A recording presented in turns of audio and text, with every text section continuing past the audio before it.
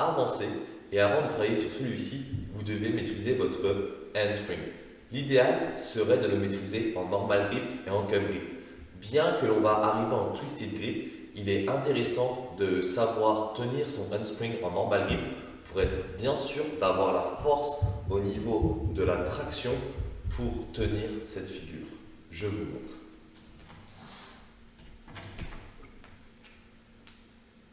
Ok, maintenant parlons de la technique.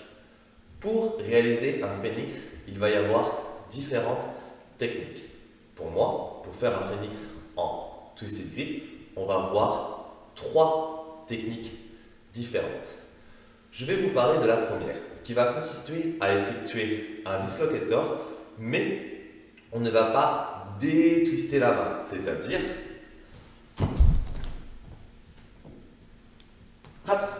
je ne vais pas effectuer l'action ici de détwister la main. Je vais au contraire me laisser passer ici pour avoir le bras du haut encore plus twisté. Je vais à la place de revenir, une fois que je suis ici, hop, je reviens, je vais me laisser passer de l'autre côté de la pôle. Pam, pam, pam, je passe, je continue mon tour, tac, et j'arrive de ce côté de la pôle. Il est intéressant d'avoir une certaine souplesse et mobilité d'épaule avant de travailler sur vos phoenix. Car en effet, notre épaule est dans une rotation externe assez avancée et il y a notamment une certaine mobilité au niveau du poignet. Donc plus vos poignets seront mobiles, plus votre épaule sera mobile avec tous les petits muscles stabilisateurs que l'on connaît, fixateurs des omoplates, infraépineux, supraépineux. Tout cet ensemble bien solide pour avoir une bonne mobilité au niveau de l'omoplate, plus vous pourrez réaliser cette figure de façon sécuritaire. C'est pourquoi, avant de travailler sur vos phoenix, je vous invite au minima à faire quelques renforcements d'infraépineux. Donc, je vais devoir effectuer un reverse grab, mais je ne vais pas détwister.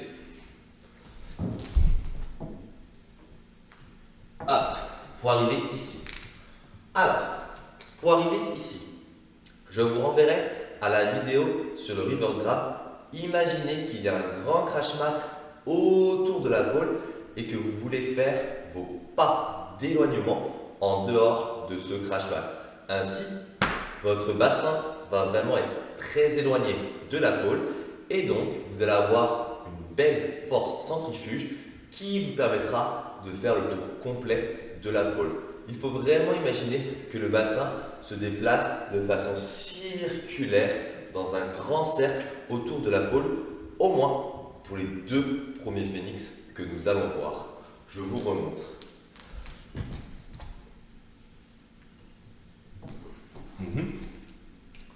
Une petite astuce, une fois que vous arrivez ici, imaginez vraiment que vous enfoncez la barre dans le sol.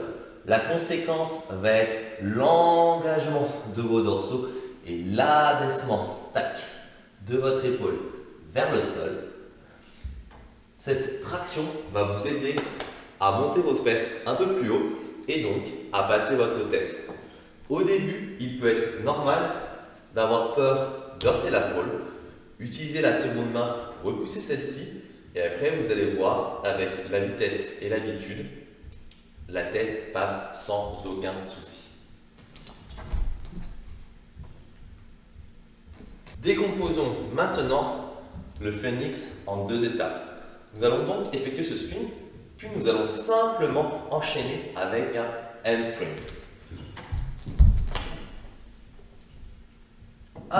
Une fois que je vais être ici, je dépose ma main inférieure index vers le bas, non pas comme ceci, mais comme ceci. J'imagine vraiment que mon épaule du haut, je l'enroule, j'enfonce l'épaule vers le sol, j'enfonce la pôle dans le sol et si vous avez le bras droit au-dessus, imaginez que votre jambe droite, vous allez la jeter derrière vous et derrière votre épaule. Vous voulez dessiner un grand mouvement de roue. J'essaie vraiment de ramener ma jambe derrière mon épaule. La souplesse n'est pas obligatoire, mais plus vous allez être souple, plus cela va rendre le spin facile. Votre jambe n'est qu'un prolongement de votre bassin. Dans tous les cas, le but est d'emmener le nombril face au plafond. Vous pouvez très bien exécuter ce spin jambes pliées tant que vous imaginez à tourner votre nombril face au plafond. Et au début, on va donc travailler reverse grab, pose un pied au sol, enchaîne avec handspring. Je vais essayer de ne poser que le pied extérieur et d'enchaîner directement avec mon handspring.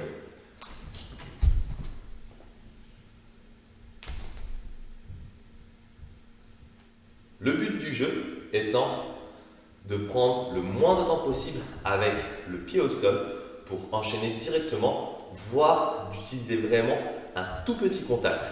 Au début, on a le droit de poser franchement le pied, puis on essaie de poser que les orteils et pourquoi pas que le gros orteil est poussé de moins en moins dans ce pied. Enfin, une fois que l'on aura effectué ce spin, on va essayer de faire le phoenix en tant que tel. Il y a deux façons de le faire. On peut soit poser la main et vraiment chercher juste à bloquer, tourner le nombril face au plafond et finir le phoenix en lift. Soit vous allez sentir qu'à un moment donné, votre corps revient légèrement vers la barre pour après se rééloigner. L'idéal serait de réussir à sentir ce moment pour pouvoir jeter sa jambe correspondant au bras du haut ou au minimum tourner le nombril au moment où votre corps se rééloigne de la pôle. Et à ce même moment, je vais pousser dans mon bras inférieur pour m'aider à continuer mon mouvement.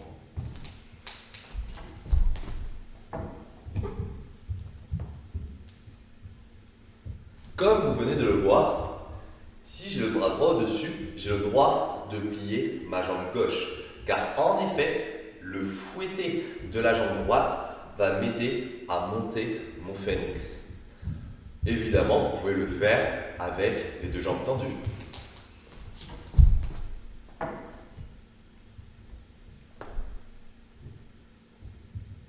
L'idéal étant d'arriver à sentir ce moment où votre corps se rapproche, bien qu'il est assez subtil, de la pôle, pour pouvoir après prendre le moment où votre corps s'éloigne pour pouvoir pousser dans votre main inférieure. Et vu que vous allez pousser dans votre main inférieure, votre bassin va se réunir de la barre. Et si en même temps vous jetez votre jambe correspondant à votre bras du haut, cela va vous faciliter grandement le lift. Bien qu'il est tout à fait possible de juste bloquer le spin et de finir en lift, comme ceci.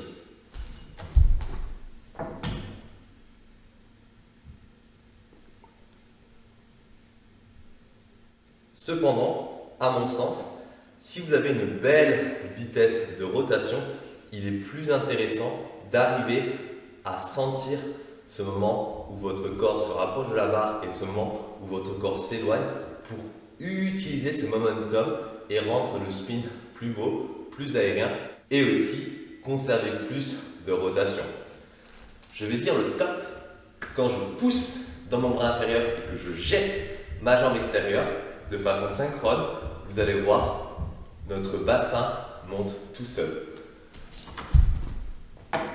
Et top! Évidemment, vous pouvez aussi faire ce phoenix en conservant les jambes pliées. Le principe reste le même. Et essayez cependant de ressentir ce moment où votre corps se rapproche puis s'éloigne de la pôle pour pouvoir pousser et essayer de tourner votre nombril face au plafond au bon moment.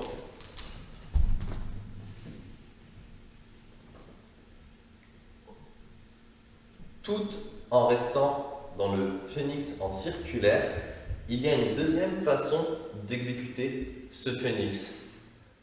Personnellement, je la trouve un peu plus facile, mais cela va grandement dépendre de votre souplesse et notamment de votre souplesse active. Dans ce phoenix, au lieu de venir complètement laisser notre bassin descendre, puis poser la main. Nous allons essayer de garder le bassin haut pour poser notre main index vers le bas. Afin de conserver mon bassin haut, je vais imaginer que je passe par un Ironix. Pied intérieur, début de mon spin, jambe extérieure qui va chercher loin à l'extérieur et diagonale montante vers la pôle, faciale. J'essaie vraiment de monter mon bassin le plus haut possible. Puis, si tu as le bras droit au-dessus, imagine que ton pied droit te tire loin vers le haut, vers le plafond, passe entre guillemets par un Ironix ou pas, selon ta souplesse. Pose ta main index vers le bas et tourne simplement le nombril face au plafond. Je vous montre.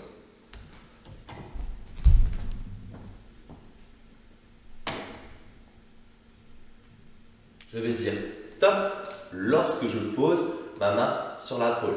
Et vous allez voir, mon bassin est très haut. Il est donc plus facile pour moi de finir mon spin. Cependant, ce spin peut demander un peu plus de souplesse active.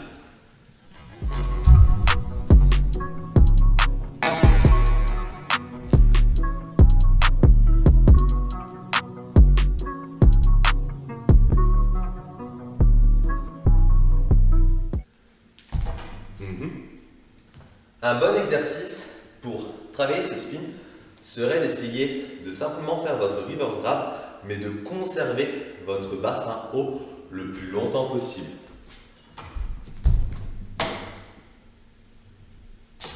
Avant de poser notre main. Vous avez vu, je prends mon temps avant de placer ma main. J'essaye vraiment d'engager mes abdos, d'engager ma rétroversion du bassin pour garder les jambes bien hautes. Évidemment, la direction du kick va être importante. Au début, lors de mon pied intérieur, j'imagine avec ma jambe extérieure que je kick dans une diagonale montante. Ok ?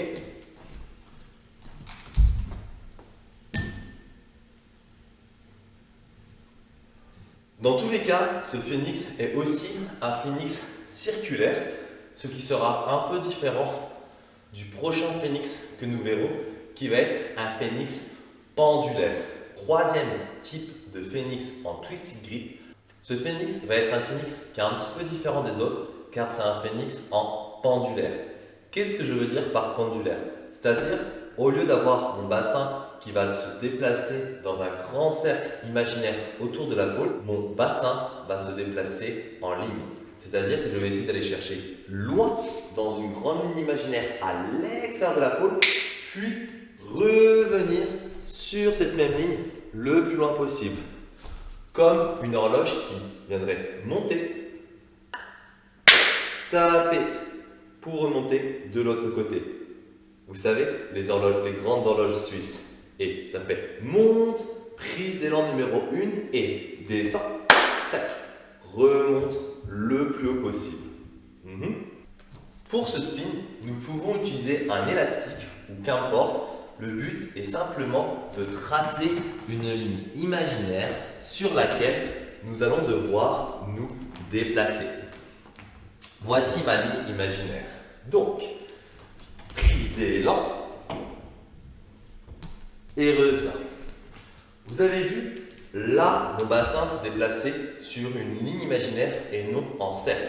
C'est-à-dire, main bien haute, grand pas sur ma ligne imaginaire, c'est d'aller chercher loin à l'extérieur, ma jambe étire mon bassin, puis à un moment donné, je vais décoller, car je vais aller faire un petit saut, ce qui va me permettre de passer mon corps de l'autre côté de la pôle.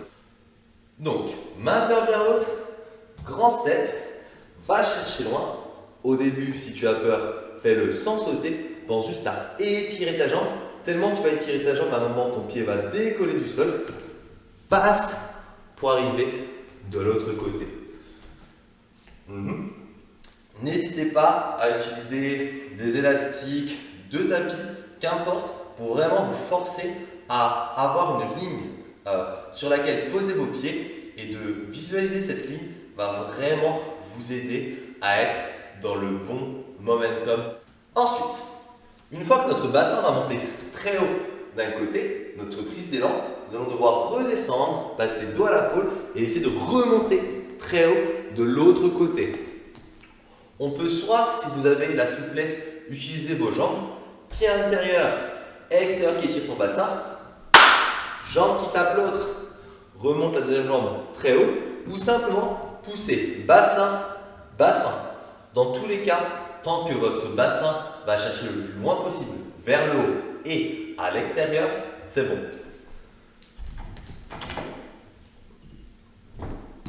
Et après, selon ce que vous allez faire, un reverse grab ou un phoenix, nous allons soit poser notre main comme ceci ou comme ceci. Et évidemment, au début, je vais vous inviter à essayer de travailler sur votre reverse grab. Donc, prise d'élan, reviens face à la pôle. Une fois que l'on aura fait ça, tout comme notre phoenix en circulaire, nous allons pouvoir décomposer le mouvement en deux étapes. D'abord, la prise d'élan, puis pose ton pied correspondant au bras du bas et finis le lift. Donc, prise d'élan, pose ton pied, pose ta main. Et là, vous avez vu, ma jambe est déjà très haute.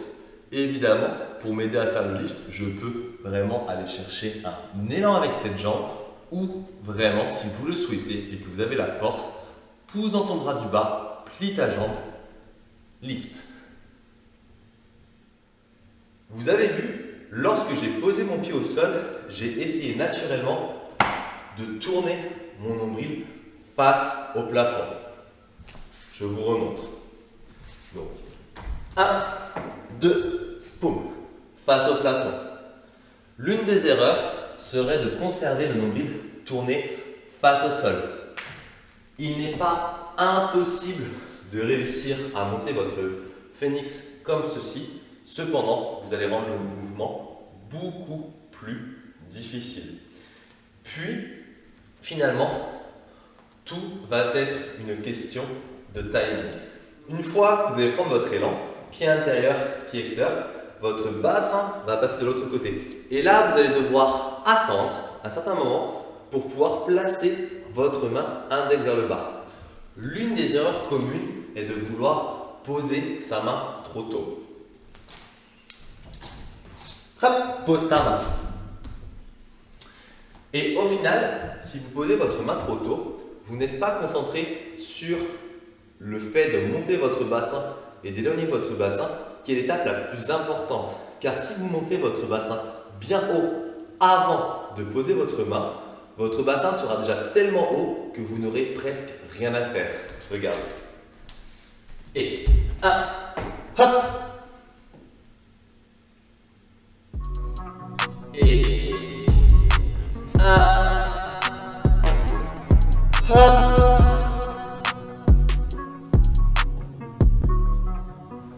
Il va donc falloir travailler sur ce timing, donc ne pas poser sa main trop tôt et aussi penser à tourner votre nombril vers le haut.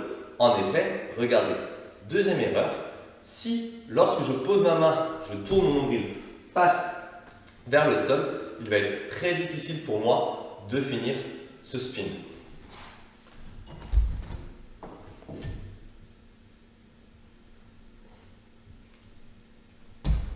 Ce n'est pas impossible, mais comme vous avez vu, le mouvement était beaucoup moins fluide. Je vais maintenant effectuer ce phoenix jambes pliées. Le principe reste le même. Bassin à gauche, bassin à droite ou inversement. Mais regardez, si je prends le temps de poser ma main et que ma main accompagne mon mouvement et accompagne mon bassin, le phoenix est très fluide.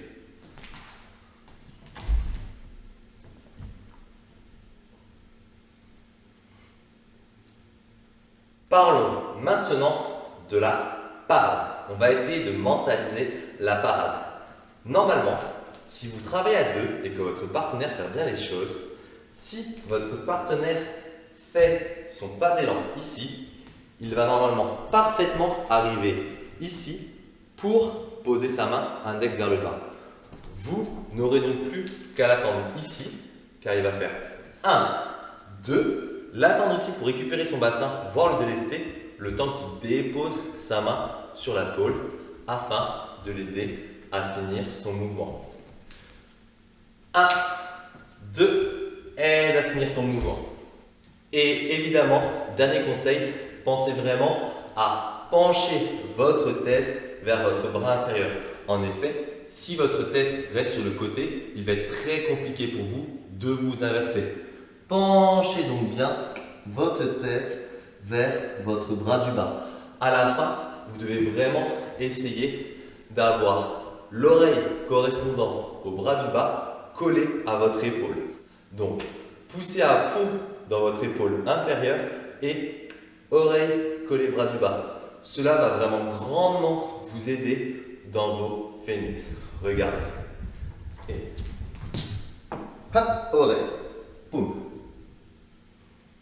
Si le mouvement du phénix est difficile pour vous en termes de mobilité d'épaule, on peut aussi faire quelques rotations avec une bande élastique. Hop, je garde les bras tendus, je passe mon élastique et je reviens. Si c'est facile, je prends un peu plus serré ma prise. J'aime bien personnellement à la fin enrouler mes bras. Reviens, paume de main passe au plafond, passe et repart. Hop, enroule, tes épaules sont poussées vers l'avant et reviens, ouvre ta poitrine. Voilà, une vingtaine de rotations. Après, on peut prendre une prise un peu plus serrée si vous voulez travailler un petit peu plus dans votre souplesse d'épaule. On peut aussi mimiquer le mouvement au sol. Je passe, hop, et je viens chercher à enfoncer la barre dans le sol. Juste pour travailler un peu sur la mobilité des omoplates dans ce mouvement. Donc, relâche ton épaule, engage ton épaule. Relâche, engage. J'imagine vraiment que mes muscles au niveau de l'omoplate viennent se contracter. Relâche, engage. Relâche, engage.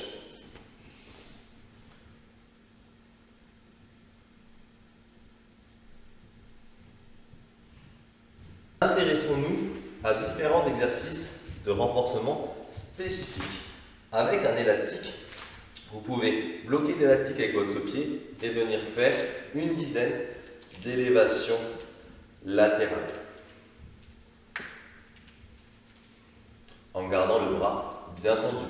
Évidemment, si la tension de l'élastique est trop faible, prenez un élastique plus difficile. Le but est d'en faire 10, mais qu'à la 10e, l'exercice commence à devenir compliqué. Mais pas impossible, car à 10, nous allons plier le bras à 90 degrés entre votre biceps et votre avant-bras. Bras parallèles au sol et abaisse et élève. Tac. Le mouvement se fait juste au niveau de l'avant-bras.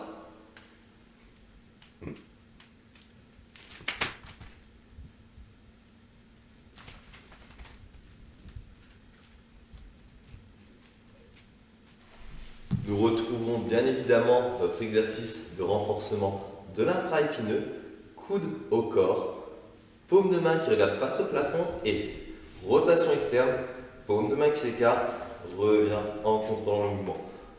Paume de main qui s'écarte, revient en contrôlant le mouvement. Garde bien les coudes au corps et essaye de garder ton bassin en position neutre. N'entéverse pas ton bassin. Inutile d'entéverser trop ton bassin.